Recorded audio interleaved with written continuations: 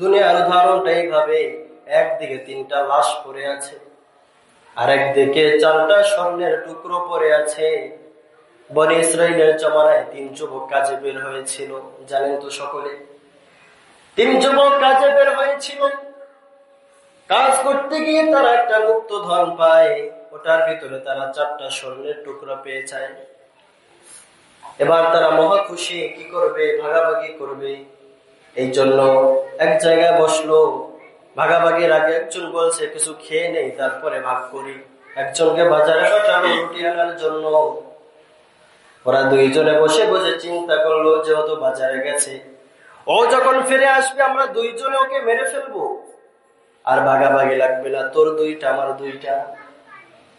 আর ও যে বাজারে গেছে রুটি আনতে, ও রুটিতে বিষ মিশিয়ে ভাবছে আমি ওদেরকে মেরে ফেলবো, সব আমার।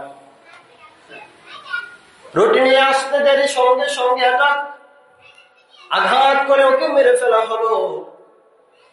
এবার ওরা 2 জনে বসে ভাগ করে করে আগে খেয়ে নেই।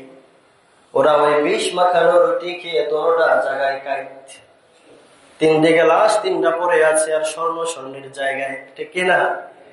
এই যে আপনি বাড়ি বানান, গাড়ি বানান, অর্থ সম্পদ উপার্জন করেন, আপনি জায়গা জমি কিনেন, বাবারে, যখন আপনার ভিতর থেকে রোহটা বের হয়ে যাবে, আর আপনি অল্প কয় টাকা দামের সাদা কাফনে মোড়ানো অবস্থায় খাটিয়ার উপরে শুয়ে থাকবেন, আপনার বানানো বিল্ডিং এক জায়গায় পড়ে থাকবে, ঠিক কিনা?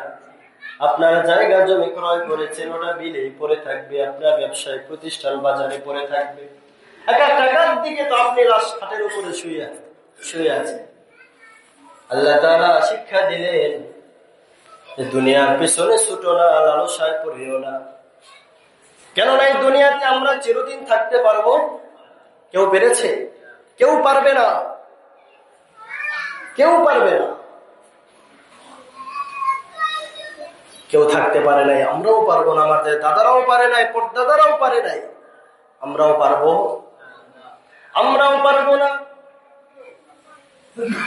দুনিয়ার সবাইকে মরতে হবে, আজরাইল সবাইকে মেরে ফেলবে। আল্লাহ জিজ্ঞেস করবে আর কেউ আছে নাকি? আল্লাহ বলবে, আজরাইল বলবে, আল্লাহ দুনিয়ার সবাই শেষ, মানুষ শেষ, জিন শেষ, পশু পাখি সব শেষ। আল্লাহ বলবে আর কে আছে? আজরাইল বলবে, আল্লাহ এখন ফেরেশতারা আছে। বলবে ফেরেশতাদেরকে মার। সব ফেরেশতা মরে যাবে। এবার বলবে আর কে বাকি আছে? বলবে আল্লাহ আমরা 4 জন আছি, আমরা 4 জন আছি, ইসরাফিল, মিকাইল, জিবরাইল, আজরাইল, আমি আজরাইল সহ 4 জন বাকি আছি। আল্লাহ বলবে বাকি 3 জন রে মার। 3 জন মরে যাবে। এবার বলবে কে আছে? আজরাইল বলবে আল্লাহ আমি একা, আর কেউ নাই। এবার আল্লাহ বলবে তুই নিজে মর, তুই মরে যা। অবাক হয়ে যাবে, আল্লাহ আমি না সবাইরে মেরেছি, আমি কেন মরবো? আল্লাহ বলে এটাই তো বিধান, কুল্লু নাফসিন যায়িকাতুল মাউত, সকল প্রাণীকে মৃত্যুবরণ করতে হবে, ঠিক কিনা? এটাই বিধান। আজরাইল নিজের জান যখন নিজে কবজ করতে যাবে, এমন জোরে চিৎকার দেবে, আল্লাহর নবী বলে ইসরাফিল যদি সিংহায় ফুৎকার না দিত, ওই দিন আজরাইলের চিৎকারের আওয়াজে গোটা দুনিয়ার সমস্ত মানুষের কানের পর্দা ফেটে তারা মারা যেত। আল্লাহ, এত জোরে আজরাইল চিৎকার দেবে, মৃত্যুর যন্ত্রণা কত।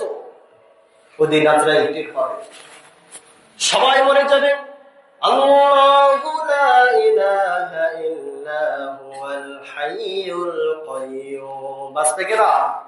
এক আল্লাহ, আল্লাহ ছাড়া কেউ নাই, তিনি চিরঞ্জীব, তার কোনো মৃত্যু লা তাখুযুহু সিনাতু ওয়ালা নাওম, আর তার কোনো ঘুম নাই, তন্দ্রাও নাই। ঘুমের আগে যে তন্দ্রা আছে এটাও তার নাই, তিনি শুধু একা থাকবে, সব মরে যাবে। এই জন্য ভাইরা, এই দুনিয়ায় সম্পদের পিছনে ছুটে কবরের কথা বলা যাবে